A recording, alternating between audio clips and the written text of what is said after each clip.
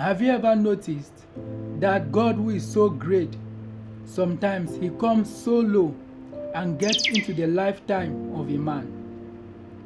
God sometimes descends so low and gets into the lifetime of a man. God might give a man 70 years to live, and between 20 years to 50 years, God is in the lifetime of that man. God is giving him grace. God wants him to preach. God wants him to love his neighbor as he loves himself. God wants to be in the lifetime of that man. Do you know why? Some people, they might go through pain, and in the moments of their pain, God might give them 80 years to live. And in the times of their pain, it might take 10 years, they are in pains, they are in difficulties, they are in stress, they are in sufferings. God allows all of that to happen just to be in the lifetime of that man. At that moment, God can talk to that man and the man will listen. God can do something for the man and the man will recognize. So, sometimes when you see a man doing something and things are difficult for him, God permits that to happen. God did not cause the thing to be difficult, but God permitted it to be difficult so that God can be in the lifetime of that man and do something for that man. In the book of John chapter 18, verse 1 to 10, the Bible talks about the brook of Cedron where Jesus resorts and prays with the disciples. Judas Iscariot knew about it. Simon Peter also was there. That was the moment before betrayal, and they came and arrested Jesus. So, Judas Iscariot has a weakness, which is to steal. He's a thief. While Simon Peter has fear. That's why when he saw Jesus walking on the sea, he went forth and he was afraid and started drowning. Jesus told him that his faith shook. His faith, he shook. The same thing that when they saw him, they asked him, "You were with this man?" And he said, "No." He does not know Jesus. That was fear. So Jesus knew his disciples had weakness.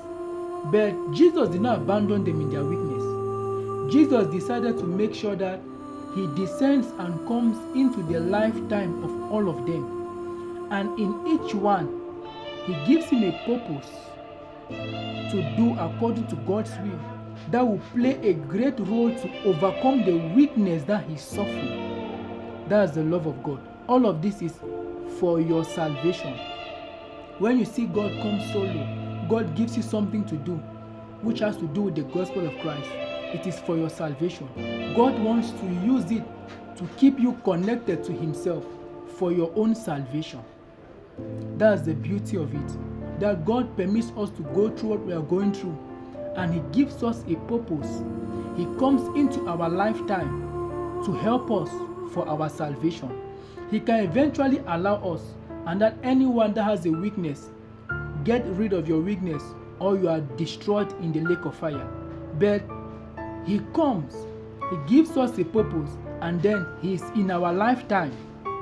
So there are some people that when you see them, they might be preaching, they might be evangelizing, maybe in the choir in the form of a song. They are singing gospel music that portrays the gospel of Christ, the perception of salvation.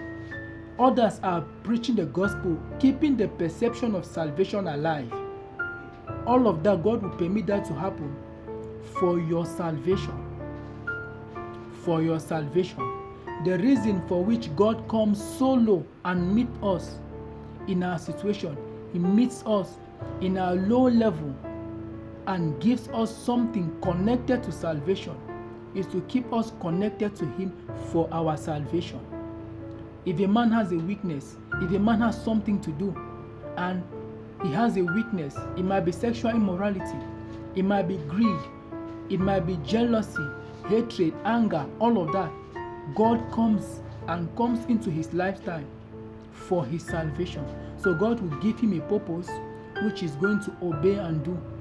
and remain connected to God for his salvation. Any purpose that God has given to you, when you see God coming to you, it's for your salvation. He might come to you and preach the gospel. It might be as a result of he wants you to come to Christ. He wants you to know Christ. All of that for your salvation. For your salvation. God comes so low. God does everything he's doing. He comes so close. He leaves heaven and comes to earth for your salvation. So he comes down and so humble for your salvation. He can eventually remain up there and not come. But because of your salvation, he's interested in. He comes so low, humbles himself to meet you and talk to you. That's why some people, when they talk to them about Christ, they are adamant. They don't want to listen. They think they want to do them a favor, or they are asking for their money. No, it is for your salvation. For your salvation. For your salvation.